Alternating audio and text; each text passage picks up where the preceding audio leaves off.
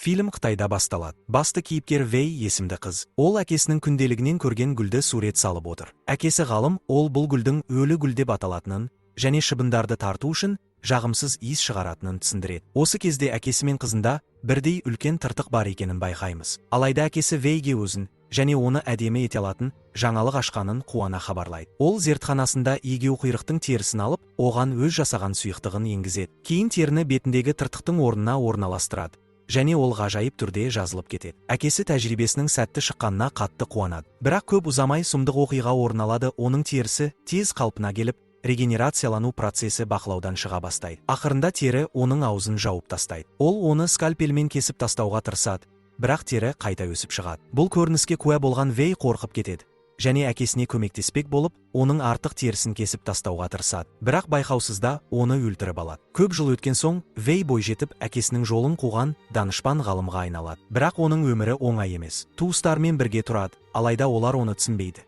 және оғаш адам ретінде қабылдайды. Бір күні ол Жаңа Зеландиядағы университеттен шәкіртақы ұтып алады. Бұл мүмкіндікті қалт жібермей, жаңа өмір бастау үшін шетелге кетуге шешім қабылдайды. Келесі көріністе Вэй Жаңа Зеландияға келеді. Әкесінің қарындасы Антлинг оны әуежайдан күтіп алады. Екеуі ұзақ уақыттан кейін кездескеніне қуанып, құшақтасады. Жолда Антлинг күйеуімен ажырасып кеткенін және қызы Анджела екеуі ғана тұратынын айтады. Ол жұмыспен жиі кететіндіктен, үйде тек Вэй мен Анджела болатынын ескертеді. Үйге келген соң, Антлинг Вэйді Анджеламен таныстырады. Анджела оған салқынқанды түрде амандасады. Вэй бөлмесіне барып, марқұм әкесіне арнап шағын құрбандық орны алтарь жасап, онымен сөйлеседі. Келесі күні Вэй университетке барады. Ол жолда Джон есімді беті жарақаттанған үйсіз ер адамды кездестіреді. Одан ғылыми корпусқа қалай баруға болатынын сұрайды. Джон бағытты көрсетеді, ал олар өзара танысады. Университетте профессор Пол дәріс оқып жатады. Анджела ең жақын құрбылары Ив пен Жасминмен бірге отыр, ал Вэй арт жақта жалғыз. Біраз уақыттан кейін профессор студенттердің тест нәтижелерін таратады. Барлығы таңғалады, тек Вэй ғана 100 балл жинаған. Сабақтан кейін Вэй ғылыми зертханаға барып, әкесінің күнделігін пайдаланып, өз зерттеулерін жалғастырмақ болады. Пол одан не істеп жатқанын сұрайды. Вэй ыңғайсызданып, рұқсатсыз кіргені үшін кешірім сұрайды. Профессор оның қолындағы қытайша жазылған күнделікті байқайды. Вэй бұл әкесінің зерттеулері екенін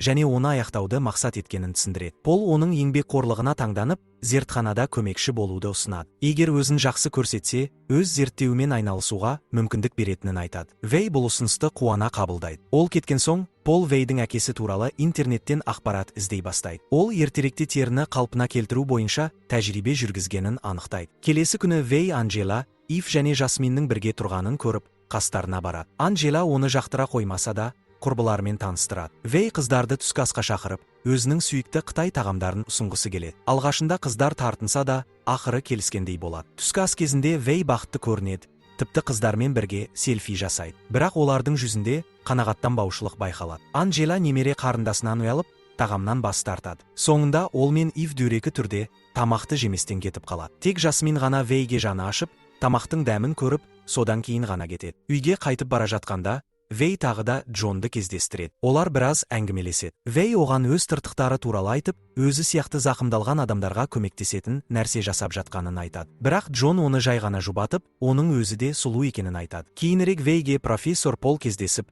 үйіне жеткізуді ұсынады. Ол Вэйдің зерттеуіне қызыққанын және бірге жұмыс істесек, керемет жетістіктерге жете алатынын айтады. Сондай-ақ ертеңнен бастап жұмысты жалғастыруды ұсынады. Бұл Вэйді қатты қуантады. Келесі күндері Вэй мен Пол зертханалық тәжірибелер жүргізе бастайды. Бірақ олар айтарлықтай нәтиже ала алмайды. Вэй бұл процесте негізгі байланыстырушы агенттің жетіспейтінін түсінеді, бірақ оның не екенін білмейді. Бұл сәтсіздіктер Полды қатты қынжылтады. Ол жобаның түкке тұрғысыз екенін сезіне бастайды. Бір күні олар зертханада жұмыс істеп жатқанда, Жасмин келіп, Полдан зертхана көмекшісіне орын бар жоғын сұрайды. Ол бірден келісіп, Вэйдің орнына Жасминді алады. Кейін үйге кетіп бара жатқанда, Жасмин Вэйдің қасына келіп, оның орнын алғысы келмегенін айтады. Ол Вэйдің бетін шарфпен жабуды тоқтатып, өзін әдемі сезінуі керек екенін айтады. Жасминнің жылы сөздері Вэйдің жүрегіне тиеді, және ол бұл қыздың Анджела мен Ив сияқты емес, мейірімді екенін түсінеді. Бірақ көп ұзамай Вэйдің назары өлі гүлдің суретіне түседі. Бұл оған жаңа ой салады. Сол түні ол ботаникалық баққа жасырын кіріп,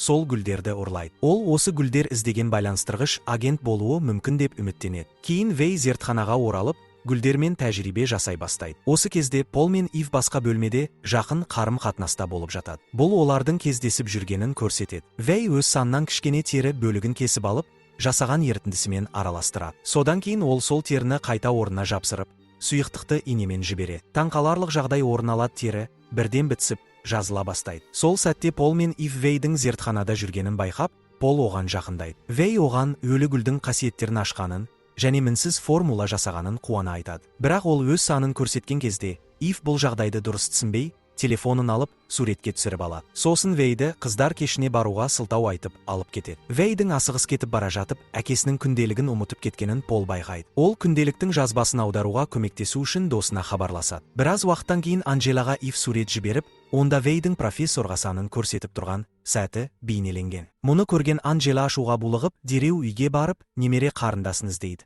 Бірақ оны таппайды. Ал бұл уақытта Ив Вейді алыс, адам аз жүретін жерге апарып, Полды азғырып жүргені үшін оны сөге бастайды. Вей бұл айыптауды жоққа шығарады, бірақ Ив оған сенбейді. Ол Вейді сол жерде жалғыз қалдырып кетіп қалады. Бірнеше сағаттан кейін Вей жаяу әрең дегенде үйге жетеді. Бірақ оны ашулы Анджела күтіп тұр. Ол әкесіне арнаған алтардың қирап қалғанын көріп, қатты күйзеледі. Анджела оны профессор Полмен жақын қарым-қатынаста болды деп айыптайды.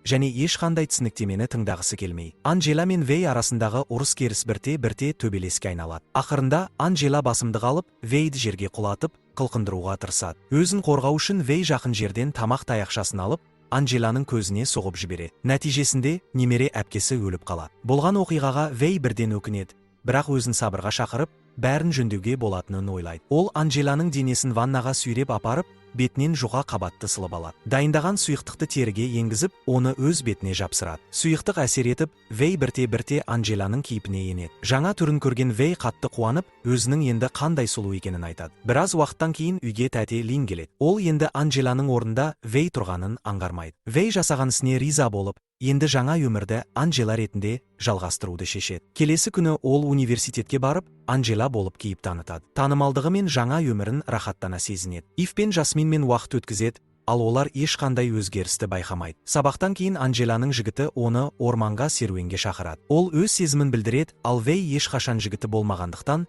жағдайға бейімделіп, бәрін шынайы секілді көрсетеді. Екеуі сүйсе бастағанда, кенеттен Анджеланың беті сырғып түсіп, жігіттің үстіне құлайды. Жігіт қатты шошынып, Вейдің шынайы жүзін көріп, қаша жөнеледі. Бірақ асығыс қашамын деп, жартастан құлап кетеді. Вей болған жағдайдан шошып, тез үйіне оралады. Келген соң, ол сұйықтықты пайдаланып, Анджеланың бетін қайта жапсырады. Бірақ сұйықтықтың таусыла бастағанын байқап, оны қайтадан дайындау үшін әкесінің күнделігін іздейді. Бірақ күнделік жоқ. Біраз ойланып, оның Полдың қолында болуы мүмкін екенін түсінеді. Вей Полға бірнеше рет қоңырау шалады, бірақ ол жауап бермейді. Осыдан кейін профессордың оның әкесінің еңбегін иемденіп, ашқан жаңалығын өзіне алғысы келетінін ұғады. Келесі күні Вей жоспарын іске асырып, Ивті үйіне қонаққа шақырады. Үйге кіргенде Ив іштен шыққан жағымсыз иісті байқайды. Бірақ Вей мұны шаласынан шыққан иіс деп ақтайды. Бірақ көп ұзамай Ив бір нәрсенің дұрыс емес екенін түсініп кеткісі келеді. Осы сәтте Вей ауыр зат алып, оны басынан ұрып құлатпақ болады. Алайда қорыққан Ив сыртқа жүгіріп, үйдің алдындағы су тоғанына жасырынбақ болады. Бірақ Вей оны қуып жетіп, суға бұрғылау құрылғысын тастайды. Ол бұрғыны іске қосып, Ивтің басына соғып, оны аяусыз өлтіреді. Кейін Вей Ивтің терісін сылып, өзіне жапсырады. Тіпті шашын да ақшыл түске бояп, оған ұқсауға тырысады. Келесі күні университетке барған кезде, ол полиция қызметкерлерін көреді. Олар Анджеланың жігітінің өліміне байланысты тергеу жүргізіп жатыр. Бұл жағдай оны қатты алаңдатады.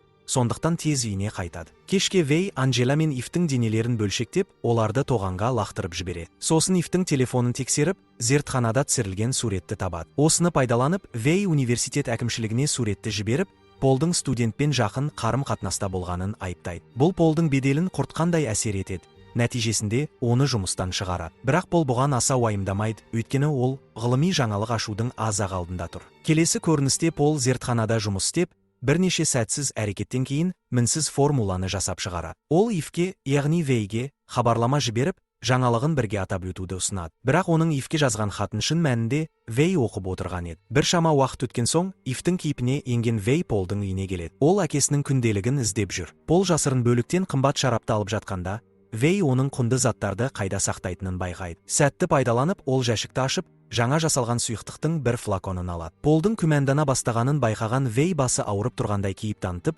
үйден асығыс шығып кетеді. Біраз уақыттан кейін Пол жәшікті тексеріп, сұйықтықтың жоқ екенін көреді. Бірақ ол әлі де күнделікті сақтап отырғанына сенімді.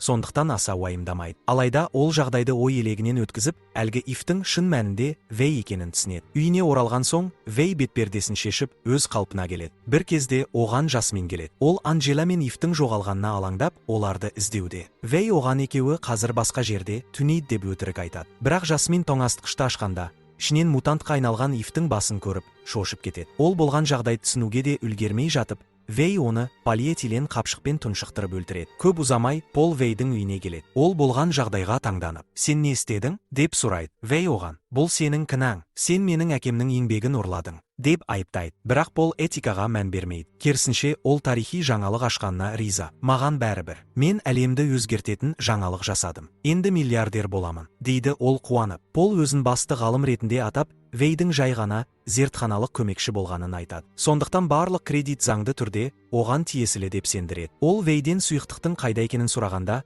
Вэй оны тоңазытқышта екенін айтады. Қуанып, Пол тоңазытқышты ашады, бірақ ішінен Ивтің жұлым-жұлым болған басын көріп, шошып кетеді. Дәл осы сәтті пайдаланған Вэй оны мойынға ине соғып, есінен тандырады. Келесі көріністе Пол темір стелге таңылып жатыр. Вэй оның мойнындағы теріні қырып, орнына жаңа тері қабатын жапсырады. Ол сұйықтықты енгізгеннен кейін Полдың денесінде тоқтаусыз тін регенерациясы басталады. Бұл оның әкесімен болған жағдайға ұқсас еді. Ауырсыну шегіне жеткен Пол жан дауысы шығып, тоқта, менде тым көп тері бар», деп айғайлайды. Оның жан дауысы ескі көрші кемпірдің құлағына шалынады. Вэй оның тірі қалуын қамтамасыз ету үшін Полдың тамағына түтік қояды. Бірақ оның денесі өздігінен көбейіп жатқан тіндермен жұтылып бара. Осы уақытта көрші кемпір Вэйдің үйіне келіп, есік саңлауынан Полды қинап жатқан көрініске куә болады. Ол қатты шошынып, кері қарай қаша жөнеледі. Көрші әйелдің қашып кеткенін түсінген Вэй енді өзінің әшкере болғанын біледі. Ол тез арада үйден қашып, қаланы аралап жүріп, артынан полицейлердің қуып келе жатқанын байқайды. Бір сәтте ол метро станциясына кіріп, жасырынатын орын таппай, шарасыз күйге түседі. Сол кезде ол бұрын университетінің алдында кездестірген үйсіз адам Джонды көреді. Жалынып, оны көрпесінің астына жасыруын сұрайды. Джон көмектесуге келіседі. Алайда, асығыста Вэйдің сұйықтық салынған құтысы жарылады. Сұйықтық олардың терілерімен реакцияға түсіп, олардың денелерін бір-бірімен біріктіріп жібереді. Қорқынышты мутацияның нәтижесінде Вэй мен Джон бір-біріне жабысып, жан түршігерлік мутантқа айналады. Біршама уақыт өткен соң, полиция Вэйді бірнеше кісі өлтіру қылмыстары бойынша іздеуде, бірақ оның қайда екені белгісіз. Анджела, Ив және Жасминнің денелері табылғанымен, Пол ауыр жағдайда ауруханада жатыр. Бір күні кешке қайғыдан қан жұтып жүрген тәте Лин көшеде Вэйге ұқсас біреуді байқайды. Ол тоқтатып, оның Вэй екенін тексергісі келеді. Бірақ бұл басқа адам болып шығады. Осы кезде көлік тұрағында көрпеге оранған бір үйсіз адамды көреді. Жақындап барғанда, көрпені жұлғи ашып, оның астынан жан түршігерлік мутантты көреді. Бұл Джон мен Вэйдің бірігіп кеткен. 4 көзі бар. Бет әлпеті сұрықсыз орналасқан. Адам шошырлық тіршілік иесі еді. Тәте Лин қорқыныштан шыңғырып, қаша жөнеледі. Фильм осы сәтте аяқталады.